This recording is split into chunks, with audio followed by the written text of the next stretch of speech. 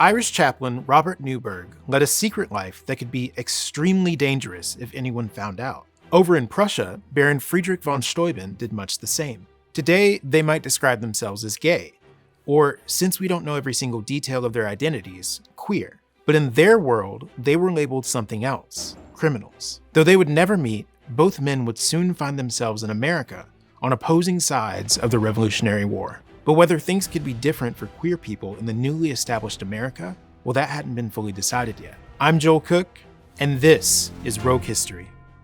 Now, before we get to America, it's important to understand that queer men in 18th century Europe weren't exactly out and proud. Like I said, the risks were high. So how exactly did the private lives of our two queer friends become public knowledge in the first place? For Robert Newburgh, it all started with a snitch. After finishing a liberal education that exposed him to the Irish Enlightenment, as well as Greek and Roman portrayals of queer men, Newburgh became a deacon in the Church of Ireland. But pretty soon, it all started to unravel. While serving as a traveling preacher in 1769, Newburgh rented a room with 2 beds, one for him and one for his manservant. But when a maid went to make the beds, she discovered that only one was being used. Now, this could have just stayed with her. Minding your business wasn't a new concept in 1769, but the maid chose to spill the beans to everyone. By the time he enlisted in the Royal Irish Regiment 3 years later, the word was out. Robert Newburgh was a buggerer. Now, I know the word buggerer might sound kind of funny, but you have to understand the context. Buggery was used as a catch-all term not just for consensual homosexual relationships, but for non-consensual acts with humans or animals as well. In effect, it was a slur. The term unfairly framed queer men as equivalent to predatory men, and conviction for it carried a death sentence. In May 1773, on the cusp of sailing overseas to join his regiment in the American colonies, Robert Newburgh heard that rumors about his sexuality had already arrived in Philadelphia. Over in Prussia, things were going a little differently for Baron von Steuben, in part because his godbrothers, King Friedrich the Great and Prince Henry, were very likely queer men themselves. In 1746, the same year Steuben joined the army, King Friedrich suspended the death penalty as a punishment for homosexuality. But Steuben's connections to Prussian royalty didn't mean that he was safe from persecution. He had a great run as a soldier, but a conflict forced him out of the army in 1762. Over 10 years later, he was willing to fight in any army that would give a middle-aged man one last shot at glory. But things took a complicated turn in 1777, when an anonymous letter accused the Baron of having taken familiarities with young boys. Outside of this one anonymous letter, there were no other rumors of impropriety about the Baron. But as I mentioned, queer men were already lumped in with predatory men, so one rumor was all it took.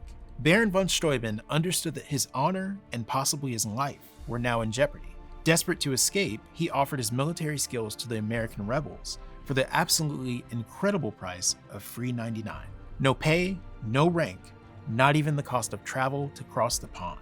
For both Robert Newburgh and Baron von Steuben, revolutionary America offered an opportunity to regain their dignity. While the Baron laid low in Boston, waiting for his new life to begin, Robert Newburgh was having an HR nightmare in the Royal Irish Regiment over in Philadelphia. After his arrival, he rented a room a mile away from the barracks, likely to avoid tension with the regiment. But even with the distance between them, the officers of the regiment were infuriated by what they saw as an unavoidable problem. Robert Newburgh was hot. You see, chaplains were expected to be proper and dignified, both in their demeanor and in their dress. But to the British officers, Robert Newburgh with his trunks full of flashy clothes was the polar opposite. He was a macaroni. Now, if you've heard the song Yankee Doodle, you've probably heard about macaronis. But I'm gonna step aside and let our friend from across the pond, Jay Draper, explain them to you. Thanks, Joel. In the 1760s, a new kind of men's fashion starts to circulate, which brings about the death of civilization as we know it. These snappy dresses were called the macaronis. Yes, as in, stuck a feather in his cap and called it macaroni. Mainstream men's fashion before macaronis looks like this. You wear a 3-piece suit, which is breeches, a waistcoat, and a coat, and it's either plain or it has a big brocade pattern. The coat flares out at the waist, and it goes all the way down to your knees. You've got a wig, which is flat on top, with big curls at the sides.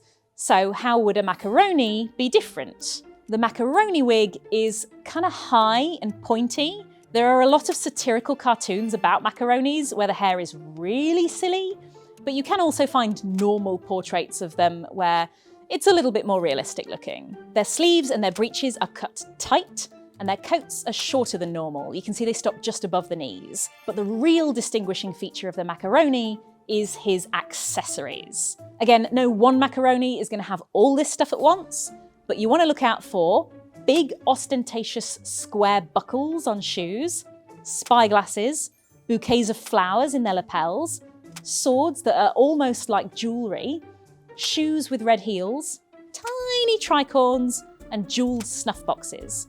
But the main problem people have with macaronis is that they're not manly enough. Men are in crisis, and you can tell because they're wearing tiny hats. Thanks, Jay.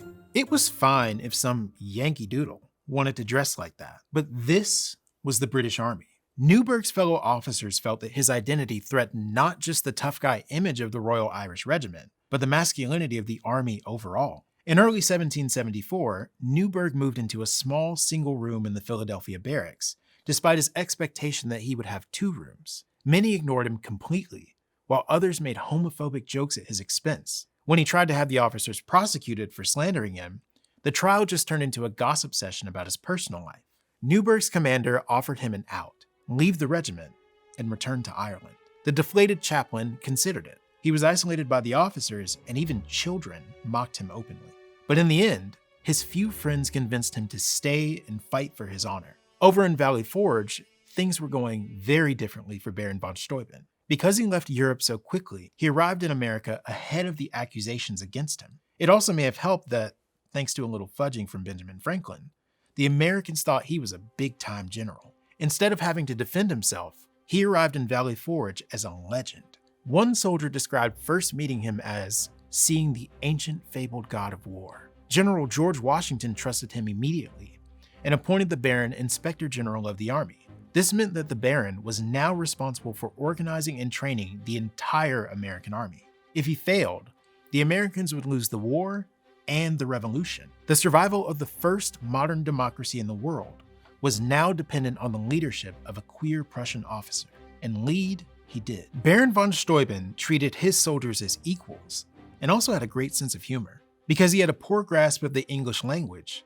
when he wanted to curse at the troops, he called an aide over to come and swear for me in English. And thanks to the Baron's training program, the Americans were far more prepared when they faced the British again in the 1778 Battle of Monmouth. Steuben stepped in to help Washington stabilize the army and fight the British to a draw. His actions that day made him an American hero, but whether his new status meant full acceptance wasn't exactly clear. When rumors about the Baron's sexuality finally made their way across the pond to government officials, nothing changed in the way he was treated because he was too useful to their cause. And after he helped defeat the British once and for all at Yorktown, the Baron was granted money and lands as a reward for his service. But despite these gifts, the nation he helped establish still maintained the laws that could persecute him simply for who he chose to love.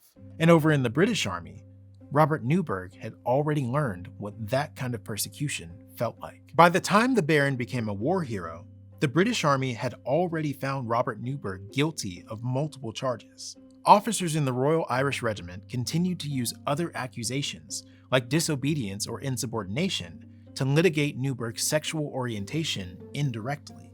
With the risk of unemployment, loss of honor, and maybe even execution, Robert Newburgh felt that he had to do something drastic. He convinced a soldier in the regiment to accuse him directly of buggery so that he could be charged with homosexuality once and for all and put the issue to rest. The Royal Irish officers would be forced to testify in front of men who could end their careers if they lied under oath. But unfortunately for our swanky little chaplain, his plot was discovered. Instead of fighting a buggery charge, he was now facing a general court-martial for perjury due to his vicious and ungentlemanlike behavior. But what was most fascinating about the 1774 court-martial of Robert Newburgh was the way in which he defended himself. Though he remained a loyal British subject, Newburgh defended his position as a queer man with revolutionary thought. When the prosecution, accused him of being a macaroni, Newburgh argued that he had a right to freedom and privacy so long as his character and ethics were good. He was found guilty of falsehood and impropriety in his conduct, But the generals also noted that there was no proof to support the accusations of buggery. Though he was eventually pardoned, he still suffered the indignity of having his personal life put on trial. And even for all of his efforts, there was no major cultural shift because of the trials of Robert Newburgh. Back in America, Baron von Steuben was able to choose a quieter form of resistance. Throughout his time with the American Army, Steuben developed close ties to men who would fall into the spectrum of what we consider queer today. His first two American aides were Alexander Hamilton and John Lawrence, who some historians suspect had a romantic relationship. The two soldiers the Baron eventually defined as his chosen family, William North and Benjamin Walker, likely had an intimate relationship as well. He legally adopted both men, which allowed him to leave an inheritance to them despite the illegality of queer relationships at the time. He also opened his home to any former soldiers who needed a temporary place to stay. For Baron von Steuben, there may have been a romantic aspect to these relationships, but at the very least, it seems that he was a known and trusted elder for queer men in the army. While Newberg was forced to challenge the system directly, Steuben opted for the quieter but equally necessary workarounds that allowed safe spaces for queer people to live authentically. Despite their positions on opposing sides of the war, both Robert Newburgh and Baron von Steuben fought for revolutionary principles in different ways, but neither man was able to see those principles realized. Over in Ireland, Newberg died before the death penalty was repealed for homosexuality, and queer relationships weren't decriminalized until 1993. Though Steuben was integral to the American victory, the new nation continued to punish queer relationships severely as well. Only in the 1790s did some states begin to repeal their execution laws for homosexuality, replacing them with harsh prison sentences instead. The last, South Carolina, repealed the death penalty in 1873. It wasn't until over 200 years after a queer Prussian baron helped save our revolution that the 2003 Lawrence v. Texas and 2015 Obergefell v. Hodges rulings finally decriminalized the relationships and the loved ones he cherished so deeply. What did you find most surprising about the difference between Steuben and Newberg's stories? Tell us in the comments. Special thanks to Jay Draper. Check out the rest of Jay's video at the link in the description.